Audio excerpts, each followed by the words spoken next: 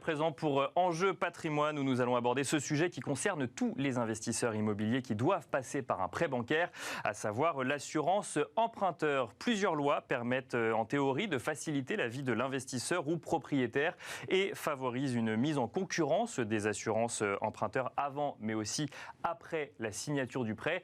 Mais qu'en est-il dans les faits? Nous en parlons avec Delphine Bardou, directrice marketing chez Réassurez-moi. Bonjour Delphine Bardou. Bonjour Nicolas. Alors Réassurez-moi qui a deux activités, courtier en assurance mais aussi comparateur média. Ça dépend de quelle assurance on parle. On va parler aujourd'hui de l'assurance emprunteur.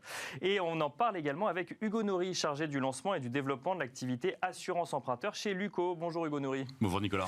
Alors Luco, start-up française qui propose des services d'assurance digitaux, donc complètement dématérialisés autour de l'habitation. Et vous venez de lancer récemment une offre d'assurance emprunteur. Ça fait combien de temps qu'elle est chez Luco, cette offre d'assurance emprunteur? Exactement. Donc on vient de lancer l'assurance emprunteur chez Luco. Le lancement public a eu lieu au mois de juin. Au mois de juin, donc c'est tout récent et vous allez pouvoir nous dire un petit peu comment ça se passe quand on veut aller sur ce créneau-là avec des acteurs, face en tout cas à des acteurs un peu plus traditionnels. Cette fameuse assurance emprunteur qui va venir, si je puis le dire ainsi, rassurer le banquier lorsqu'il vous octroie un prêt. Elle a été au cœur de nombreuses discussions politiques, Delphine Bardou, puisqu'il y a plusieurs lois qui encadrent cette assurance. Il y a la loi Lagarde, la loi Hamon, la loi Sapin 2.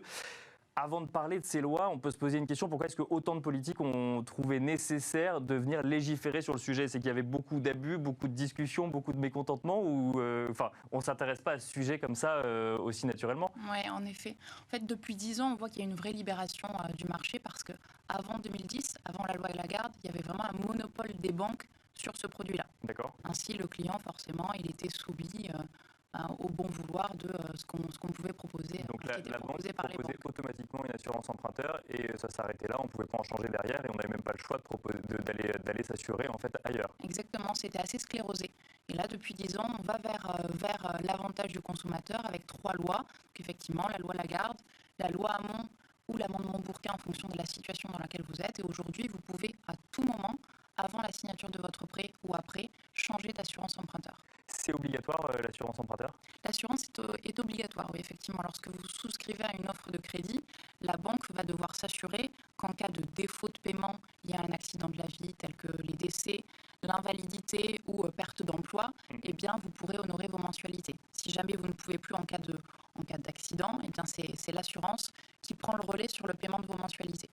C'est ça, donc Hugo Nory, en fait, l'assurance emprunteur, son premier rôle, en fait, c'est de rassurer le banquier quand il vous octroie un crédit, au cas où vous ne pourriez pas rembourser. En fait, vous êtes obligé de prendre une assurance pour que la banque soit sûre d'être remboursée, en fait.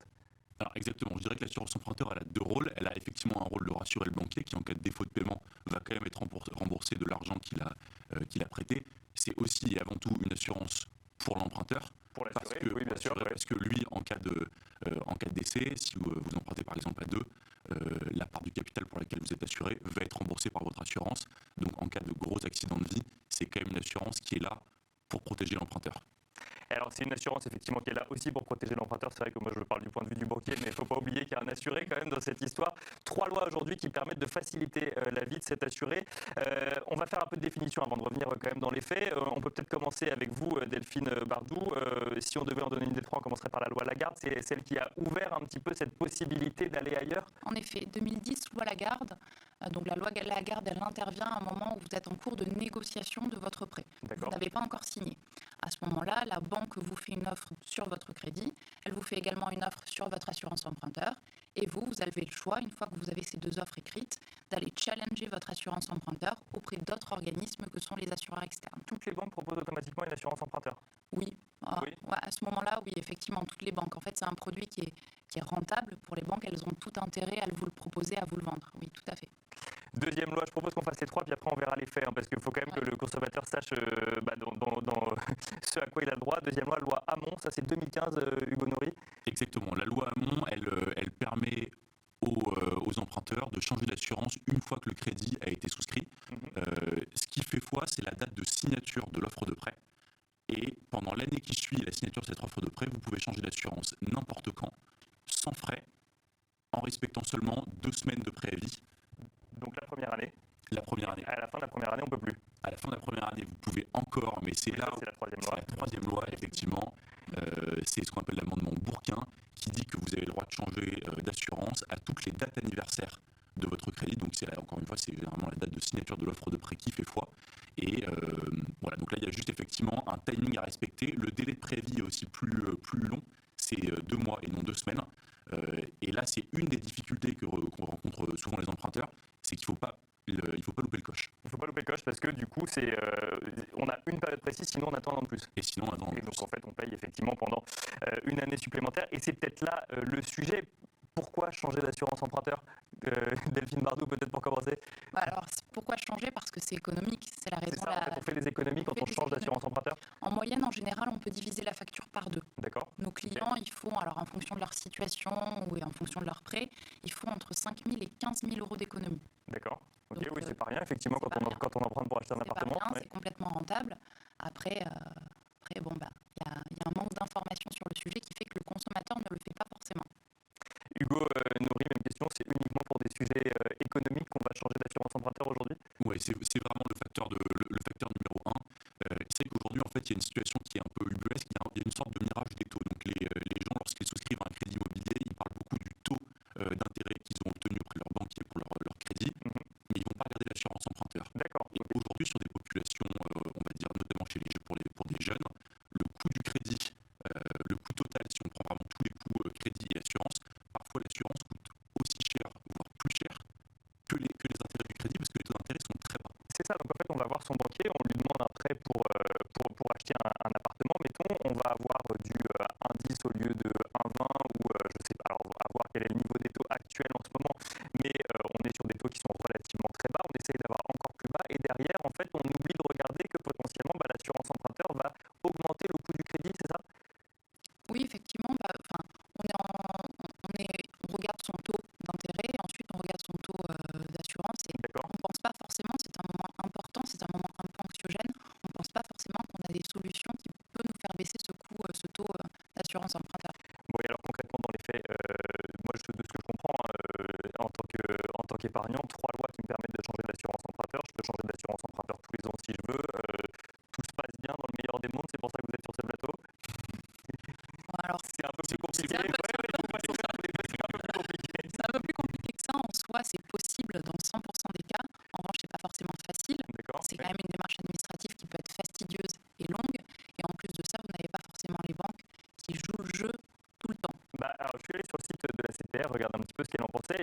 Alors, la CPR ne cite pas l'établissement de crédit, ça date d'il y a quelques années, mais c'était post-loi Hamon-Lagarde ou Sapin 2, et qui dit les pratiques relevées, en l'espèce, les pratiques relevées que l'établissement a indiqué corriger consistaient à augmenter le taux d'intérêt et ou les frais de dossier en contrepartie de l'acceptation d'une assurance externe. Donc, c'est-à-dire qu'en fait, que cette loi Lagarde, en fait, qui permet de dire, non, je ne prends pas l'assurance de la banque, mais je vais chercher une assurance, en fait, indépendante. C'est pas forcément toujours bien vu de la part du banquier finalement, Hugo Nourri, quand ils viennent chercher chez Luco une assurance emprunteur en disant regardez, j'ai sur mon téléphone une assurance emprunteur Luco, là le banquier commence à dire oui mais le taux le plus bas que je pouvais vous proposer finalement vous pouvez l'oublier, c'est ça? Alors c'est pas dit comme ça évidemment, mais je ne sais pas si c'est dit comme ça, mais c'est ce que nous rapportent certains clients. C'est vrai que quand on est en face de son banquier pour signer un emprunt, c'est un moment qui est important, c'est un moment qui est stressant, et certains clients nous rapportent que quand ils évoquent le sujet de l'assurance externe, ils sentent que la réaction du banquier en face n'est pas forcément bonne, et assez souvent, ils préfèrent, pour garder de bonnes relations et pour être sûr d'avoir un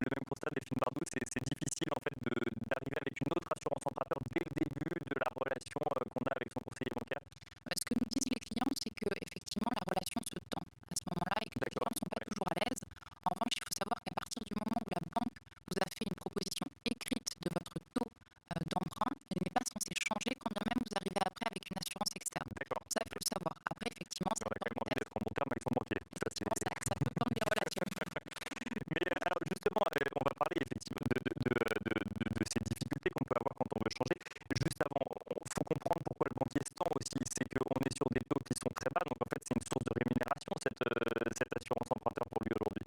Oui, effectivement, les banques marchent beaucoup sur ce produit d'assurance, d'autant plus depuis que les taux de crédit sont bas. D'accord. Oui. On estime environ à 4 millions de rétro-commissions, 4 milliards pardon, qui sont gagnés chaque année par les banques.